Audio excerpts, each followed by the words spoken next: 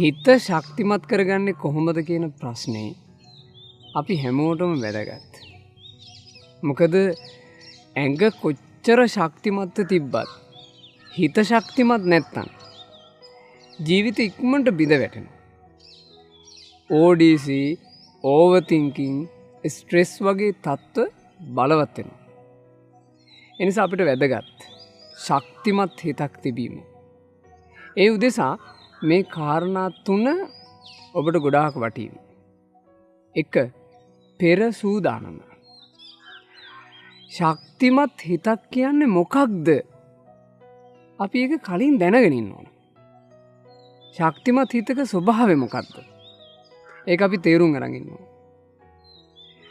බුදුරජාණන් වහන්සේ දේශනා කළා ශක්තිමත් හිත මේ වගේ සේලෝ යථා ඒක ඝනෝ වාතේන සමීරති.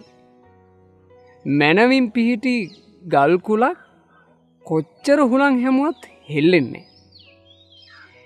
ඒවං නින්දා පසංසාසු න සමිජ්ජන්ති පණ්ඩිතා.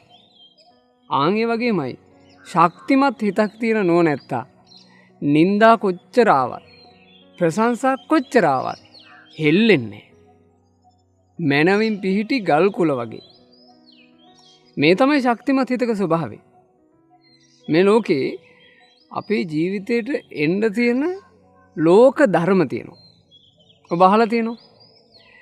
නින්දා ප්‍රශංසා මේ ජීවිතේට එනවා. ලාභ අලාභ මේ ජීවිතේට එනවා. යස අයස ඒ කිව්වේ පිළිගැනීම ප්‍රතික්ෂේප වීම මේ ජීවිතේට එනවා. සැප දුක් මේ ජීවිතේට එනවා.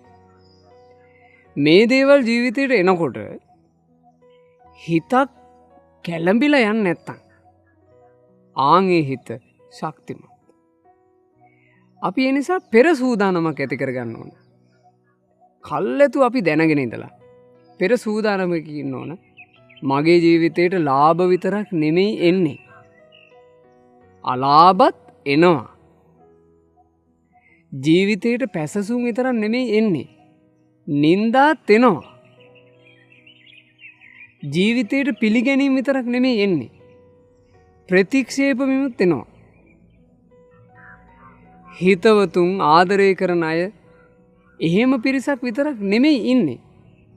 අපිව කොන් කරන අපිව දුරස් කරන අයත් අපිට මුණ ගැහෙනවා.